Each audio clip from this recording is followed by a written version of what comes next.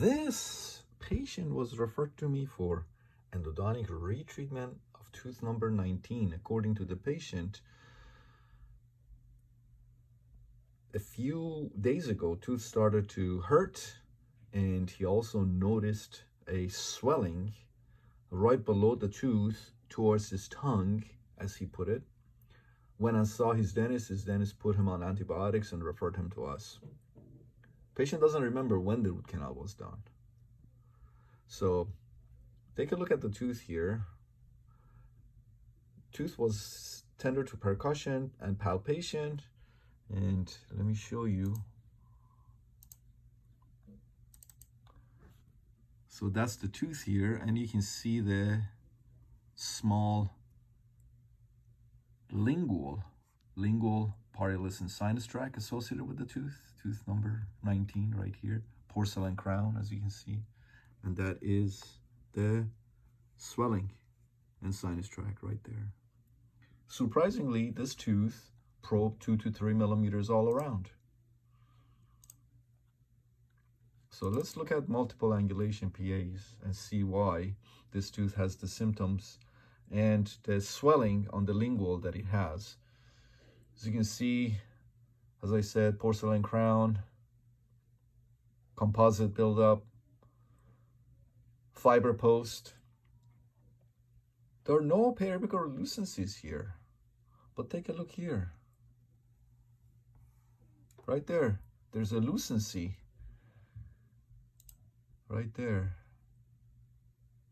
See how this dentist just thinned out the walls, the dentin and the walls there, right?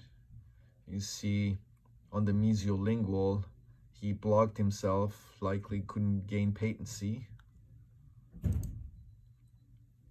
And this is another angulation. Again, you can see there is definitely something going on in the furcation area, right? All right.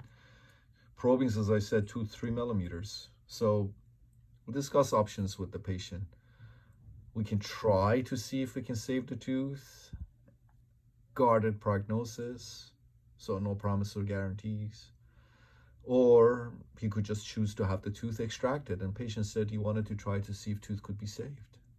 So that's what we did today. He came in, we went through the porcelain crown, removed all of this buildup material. There was a fiber post in the distal canal. Went through it with ultrasonics. Regained patency in the mesiolingual canal.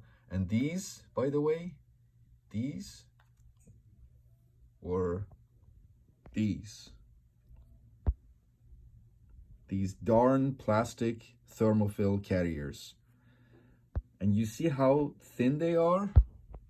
Okay. So that tells me that this dentist who did the root canal had no clue how to use these, how to obturate properly with these carriers.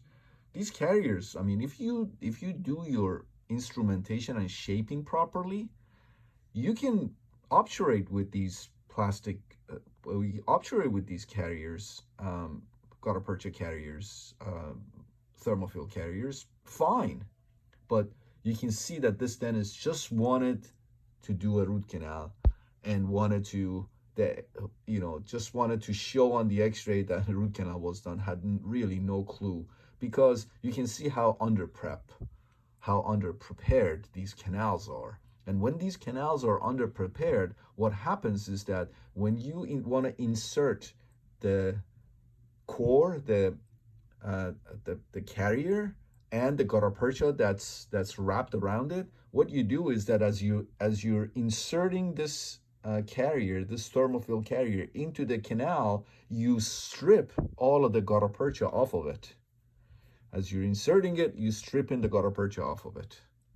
And this is what had happened. So removing these plastic carriers were extremely difficult, because we ideally should have gutta percha around them.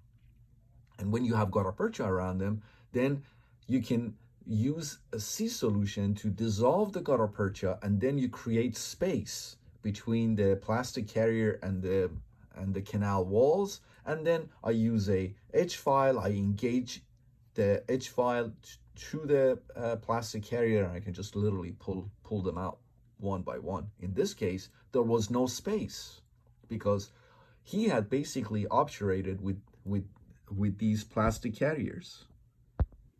He had obturated with the plastic carriers. There was no gutta percha around them. So removing them was extremely difficult. I think I spent like 45 minutes removing these 3 plastic carriers. They would not budge. They were wedged in. Anyways, and then I spent some time regaining patency in the mesiolingual canal. As you can see, the mesiolingual was ledged and blocked.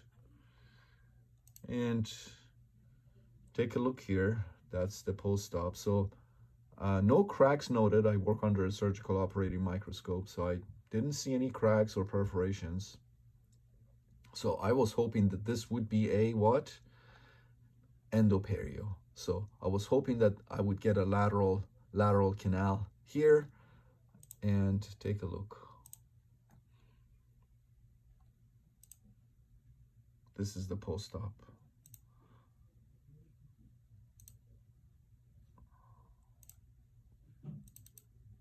All right, and here it is. I did get a lateral canal, as you can see. Starts from here and right into the lesion there. See that?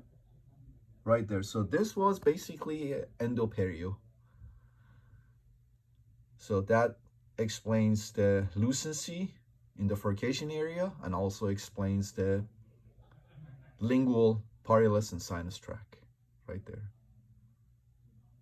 All right, so you can see that we were able to regain patency and redo this root canal for this patient. Again, you can see the lateral right into that lesion there.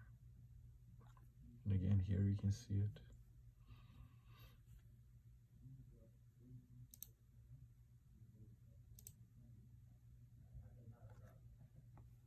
Right there.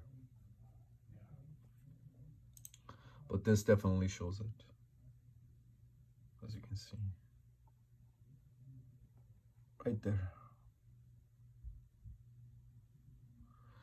All right, so we went ahead and temporized the tooth and referred the patient back to his dentist for the permanent restoration.